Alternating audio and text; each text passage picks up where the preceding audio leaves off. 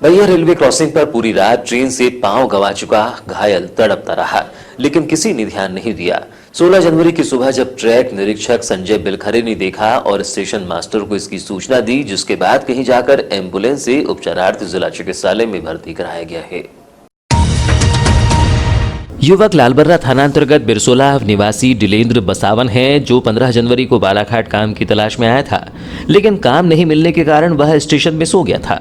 रात लगभग 12 बजे वह बैहर चौकी क्रॉसिंग के पास से पैदल जा रहा था, तभी वह ट्रेन की चपेट में आ गया और ट्रेन उसके पांव को कुचलती हुई आगे बढ़ गई।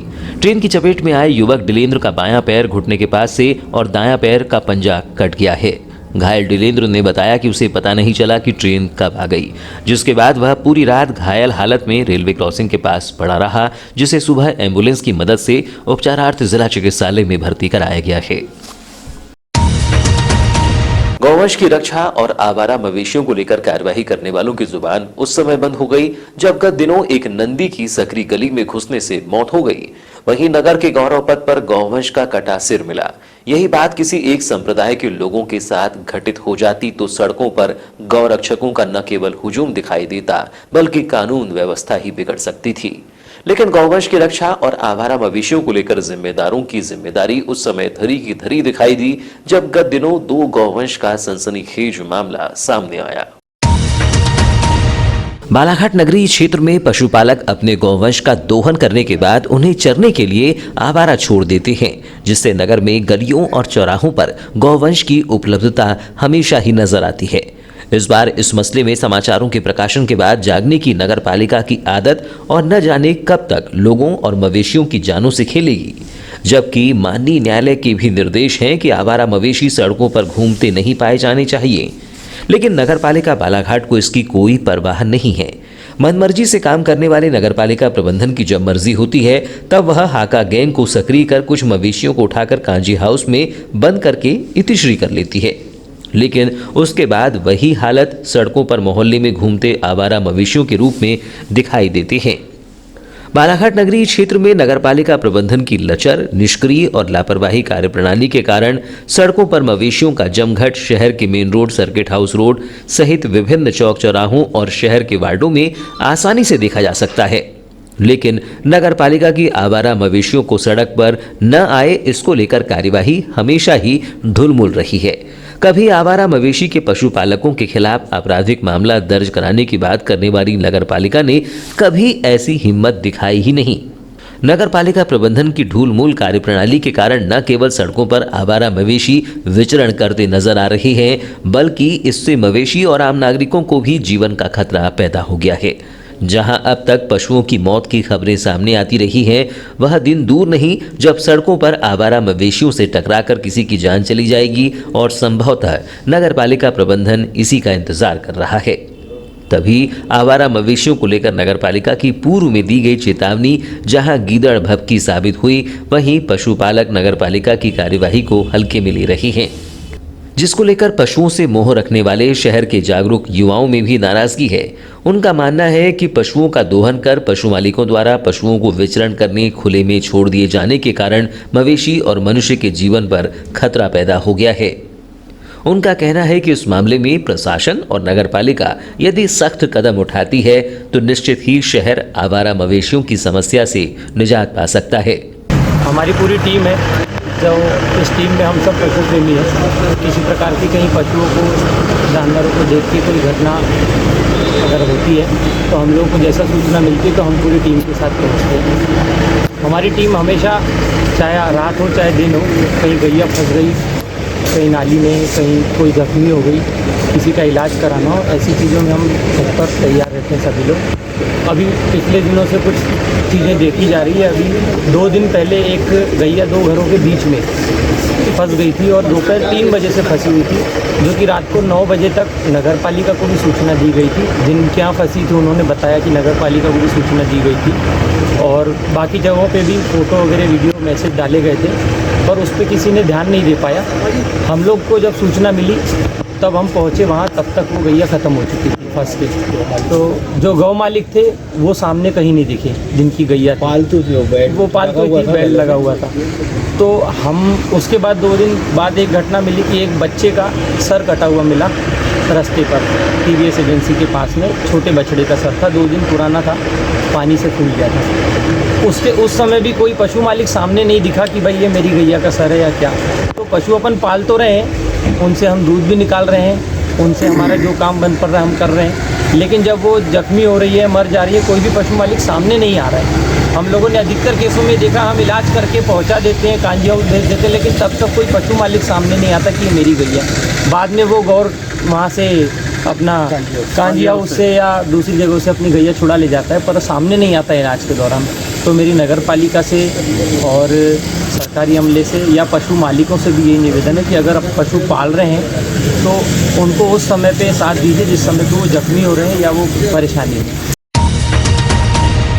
प्रदेश सरकार द्वारा देरी से समर्थन मूल्य में धान खरीदी प्रारंभ किए जाने और बीच में मौसम परिवर्तन एवं अवकाश के चलते लगभग 1.25 महीने से भी कम दिनों तक ही किसानों से समिति में धान खरीदी की जा सकी, जिसके चलते धान खरीदी की अंतिम तिथि तक प्रशासनिक आंकड़ों के अनुसार केवल 113 केंद्रों में ही 6,394 किसानों से धान खरीदी नहीं हो पाई थी, जिसे देखते हुए गत दिवस जिला प्रशासन द्वारा तिथि बढ़ाए जाने के लिए प्रस्ताव शासन को भेजा गया था, जबकि जानकारों की माने तो यह आंकड़ा और भी ज्यादा है। बहरहाल प्रशासन द्वारा भेजे गए प्रस्ताव के बाद सरकार ने धान खरीदी की तिथि 20 जनवरी तक बढ़ाए जाने का आदेश जारी करते हुए किसानों को 2 दिनों के भीतर अपने खरीदी केंद्र पर जाकर धान का तौल कराने कहा है। हालांकि आदेश आने में देरी के पहले समिति में धान विक्रय करने लाए किसानों का गुस्सा फूट पड़ा। जिले के बैहर क्षेत्र अंतर्गत धुरमेटा धान खरीदी में किसानों द्वारा जमकर प्रदर्शन किया गया और आयुष मंत्री के नाम तहसीलदार को तिथि बढ़ाए जाने की मांग की गई। किसान भागचंद पटले ने बताया कि 13 को समिति में धान लाने के बावजूद उनकी धान की खरीदी नहीं की गई। 14 को बारिश के कारण तौल नहीं हो सका और 15 जनवरी को शाम सिस्टम बंद होने की जानकारी दी गई, जिससे कई किसान धान विक्रय करने से वंचित रह गए हैं। ऐसे में सरकार से हमारी मांग है कि धान खरीदी की तिथि बढ़ाई जाए। समिति द्वारा धान क्रय नहीं करने से किसानों ने प्रदर्शन के रूप में अपनी नाराजगी भी जाहिर की है। हालांकि किसानों के धान खरीदी नहीं होने पर नाराजगी की जानकारी के बाद क्षेत्रीय विधायक समिति पहुंचे और नाराज किसानों को समझाइश दी। यहाँ मतलब ये मैसेज 13-14 तारीख को दिए हैं, जिससे किसानों की भीड़ हो चुकी है और बोरे बारदाने नहीं होने से खरीदी नहीं हो पाई। ऐसे लगभग कितने किसानों की खरीदी हो पाई है और कितने लोग बाकी हैं? 80-82 बाकी हैं अभी। इनको क्या समस्या है? बारदाने की, और वो सिस्टम बंद हो चुका है खरीदी के लिए। सिस्टम कब से बंद हुआ है? कल 6 बजे से। आप क्या चाहते हैं? यानी 4-5 दिन तारीख बढ़ना चाहिए खरीदी के लिए किसानों को। इसकी शिकायत आपने किसी की है? अभी बनाए थे ज्ञापन। किसको दिया आपने? मुख्यमंत्री जी के नाम से। ज्ञापन किसको दिया आपने? तहसीलदार। उन्होंने क्या आश्वासन दिया? अभी तो नहीं गया है ज्ञापन। पूरे प्रदेश सहित जिले की समितियों में धान खरीदी की तिथि 15 जनवरी को खत्म हो जाने के बाद पोर्टल बंद कर दिया गया था, जिसके बाद धान खरीदी बंद हो गई थी, जिसे देखते हुए राज्य शासन द्वारा 16 जनवरी को बालाघाट सहित रीवा, ग्वालियर और सतना में कलेक्टर और अपर कलेक्टर के पद पर धान खरीदी 20 जनवरी तक बढ़ाए जाने के आदेश जारी किए गए हैं, जबकि अन्य जिलों में धान खरीदी 20 जनवरी तक बढ़ाए जाने के आदेश 15 की रात्रि में ही कर दिए गए थे। जारी आदेश में कहा गया है कि किसान 2 दिनों के भीतर अपने खरीदी केंद्र पर जाकर धान की तौल कराने कहा गया है। कलेक्टर डॉक्टर गिरीश कुमार मिश्रा ने बताया कि चालू खरीफ सीजन 2021-22 में समर्थन मूल्य पर धान खरीदी की अंतिम तिथि 15 जनवरी 2022 तक जिले के 113 धान खरीदी केंद्रों पर 6,394 किसानों से धान की खरीदी शेष रह गई थी। इसलिए शासन को प्रस्ताव भेजा गया था कि शेष किसानों की धान की खरीदी की अनुमति दी जाए। प्रदेश शासन द्वारा जिला प्रशासन बालाघाट के प्रस्ताव पर जिले के 113 केंद्रों पर शेष 6,394 किसानों की धान की खरीदी करने की अनुमति प्रदान कर दी गई है। इन किसानों को 2 दिनों के भीतर अपने खरीदी केंद्र पर जाकर धान की तौल कराने कहा गया है। 16 जनवरी को भाजपा कार्यालय में नवनियुक्त पदाधिकारियों का सम्मान कार्यक्रम आयोजित किया गया। इस दौरान बूथ विस्तारक योजना 2022 के तहत पिछड़ा वर्ग कल्याण आयोग अध्यक्ष गौरीशंकर बिसेन के आतिथ्य में बैठक भी आयोजित की गई, जहां आगामी 20 से 30 जनवरी तक प्रत्येक विस्तारकों को प्रत्येक मतदान केंद्र में प्रतिदिन 10 घंटे का समय देकर मतदान केंद्र समिति का गठन करने सहित गणमान्य जनों से भेंट आदि विषयों पर चर्चा की गई। आयोजित की गई बैठक के दौरान जनसंघ से समर्पित दधीची भाजपा के प्रथम जिलाध्यक्ष प्रखर राष्ट्रवादी नेता लक्ष्मी नारायण खंडेलवाल के निधन पर शोक संवेदना अर्पित कर उन्हें भावभीनी श्रद्धांजलि दी गई, जिसके बाद बूथ विस्तारक योजना 2022 के तहत नगर शक्ति केंद्रों विस्तारकों की एक आवश्यक कामकाजी बैठक राज्य पिछड़ा वर्ग कल्याण आयोग अध्यक्ष व विधायक गौरीशंकर बिसेन के मुख्य आतिथ्य में संपन्न हुई। बैठक को संबोधित करते हुए आयोग अध्यक्ष व विधायक गौरीशंकर बिसेन ने कहा कि विचारधारा हमारी पूंजी है और कार्यकर्ता हमारी शक्ति है। इसके और जनता जनार्दन के आशीर्वाद से हम इस मुकाम में पहुंचे हैं कि हम राष्ट्र सेवा और जन कल्याण के कार्यों को सतत रूप से पूरी निष्ठा से निर्वहन कर पा रहे हैं। इसी भावशीलता से हमें आगे भी सेवा ही संगठन, समर्पण और सेवा ही संकल्प के साथ अंत्योदय का विकास करने लक्ष्य हासिल करना होगा। हमारा आईटी का एक शक्ति केंद्र के लिए एक युवा को दायित्व मिला है। बड़ा काम है, इसलिए जिनको यह काम मिला है, ये 14 हमारे बंधु, हो सकता है कोई बहन भी हो, उनका इस बूथ विस्तार में बहुत बड़ा योगदान रहेगा और उनके बिना गाड़ी आगे बढ़ेगी। आयोजित की गई बैठक के दौरान नगर में निवासरत भाजपा मोर्चा के नवनियुक्त जिला और मंडल पदाधिकारियों को स्मृति चिन्ह देकर सम्मानित किया गया। बैठक के दौरान प्रमुख रूप से भाजपा जिला उपाध्यक्ष दिलीप चौरसिया, संजय पप्पू गौतम, महामंत्री व जिला संगठन विस्तारक मौसम बिसेन, कोषाध्यक्ष किरण भाई त्रिवेदी, मंत्री रुपेश वैद्य, भाजपा पिछड़ा वर्ग मोर्चा जिला अध्यक्ष व नगर विस्तारक अजय देवनाथ बिसेन, अजय सोनी, भाजपा नगर अध्यक्ष सुरजीत सिंह ठाकुर सहित अन्य भाजपा कार्यकर्ता, पदाधिकारी, विस्तारक शामिल रहे। श्वान एक वफादार प्राणी है जिसको लेकर लोगों का लगाव भी देखा जाता है। कई लोग घरों में विभिन्न प्रजाति के श्वानों को पालते हैं और उसकी देखभाल करते हैं, लेकिन बालाघाट शहर में आवारा श्वानों की संख्या भी तेजी से बढ़ रही है, जो चौक चौराहों और गलियों के झुंड के रूप में देखे जा सकते हैं, जिनकी देखभाल करने वाला कोई नहीं होता। ठंड, बरसात और गर्मी से जूझते इन आवारा श्वानों को लेकर नगर के श्वान प्रेमियों ने एक नई और अनूठी पहल की है।